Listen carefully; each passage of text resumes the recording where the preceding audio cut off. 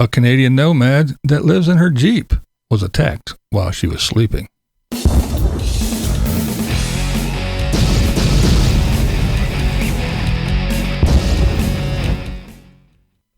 What's up, blind viewers? How is everybody doing today? Okay, a little while ago, Vancity Vanlife, he did a little piece where he did a rig review, and he spoke with a lady, and she lived in her Jeep, and the name of her channel is Tiny House Jeep.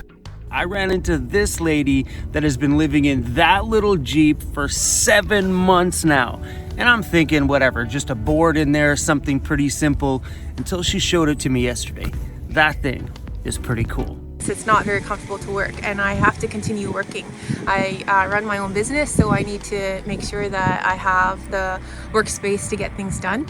And so I first jumped through cafes, which was okay, and I made friends with all the waitresses and servers and stuff, so it was okay for me to spend hours and hours. Well, this young lady was asleep in her Jeep when someone actually attacked her. That's right.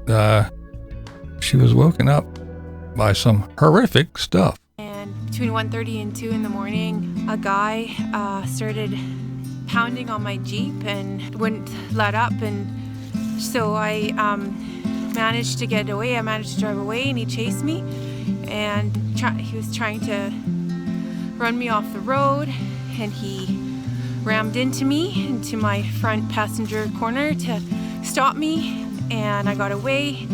And then he tried to take me off the road another 3 times, and I managed to get to the fire hall that was down the road and lay on the horn and get some help. So there you see, she did get away, and she drove to a firehouse nearby as quickly as she could. She got outside, like she said, and she laid on the horn. Firefighters did come out and detain the guy until police arrived, but it appears that not a whole lot was really done. And she kind of didn't get over it quite so well. As you could imagine, that would shake anybody up. It would shake me up. I mean, if some nutcase was out, he was actually throwing rocks at the windshield, and beating on the side of the Jeep and all kinds of crazy stuff. You can go over, I will leave a link below for sure. You can go over to the video and listen to her describe what exactly happened. But something like that is just not that easy to get over. Dreams are waking me up, like I'm hearing the noises, and I'm reaching for my horn, and I'm in distress, and I wake up and it's silence, there's nothing there, and I'm sweating. So I'm just gonna stay here till I'm ready to move on, but it's getting quite cold at night. At some point I'm gonna have to leave here. I have a really sick feeling in my stomach. Just trying to deal with the stuff involved with all of this, and insurance and statements. I'm feeling quite angry at the moment.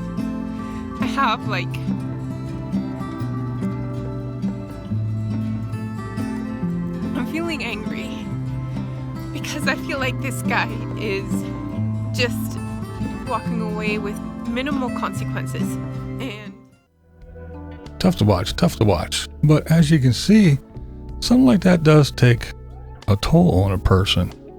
And she says in there that she wasn't sure if she wanted to make this video and tell this story, but I mean, I'm glad she did. I'm really glad she did, and not a nanny boo boo I told you so, but people need to realize it. People need to know these things, because again, when we watch a lot of these channels and things here on YouTube, oh, it's great, it's the most exciting, wonderful, perfect life on the planet. All your cares and your worries just fade away, and it's a carefree, childlike life, and you just skip through life, and it's just so grand. Well, as you could see and hear in her voice and see on her face, it is not all just rainbows and sunshine. And people need to be aware that just because you're in some parking lot or you're parked along the side of the street or wherever, because you're in a van or a Jeep or some stealth vehicle that, nobody knows you're in there. Well, apparently somebody just might know you're in there and make your life a living hell. Now, could it be because everybody's on YouTube saying, hey, look at me, I live in my Jeep. Hey, look at me, I live in a van. Hey, look at me, I live in my Prius. Hey, look at me, I live here. Hey, I just park along the side of the road anywhere. I camp in parking lots at Cracker Barrel and Walmart and here and here and here.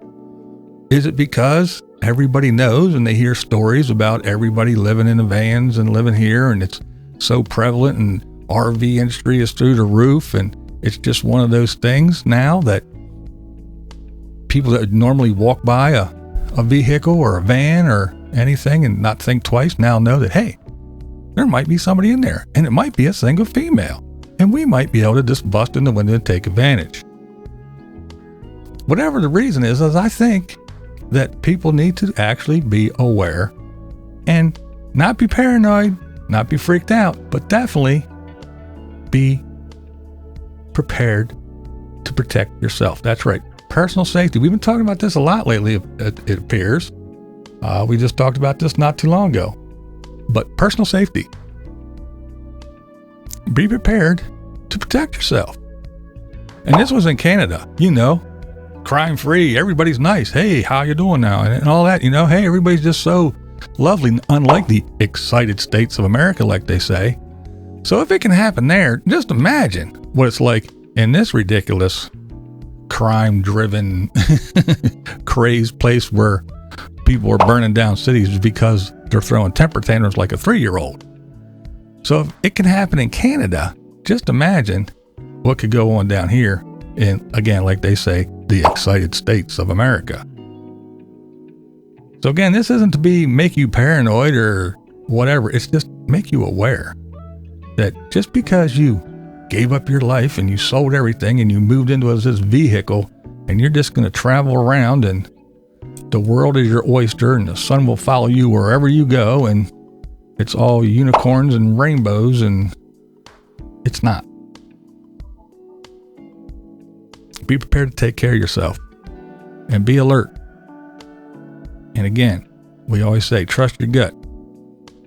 And thank goodness this young lady kept her wits enough to drive to a firehouse where she knew somebody was going to be and get help.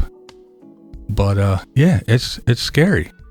And you just can't always shake it off, as you saw. And you heard it in her voice. Even if she was putting on a brave face, but she wasn't.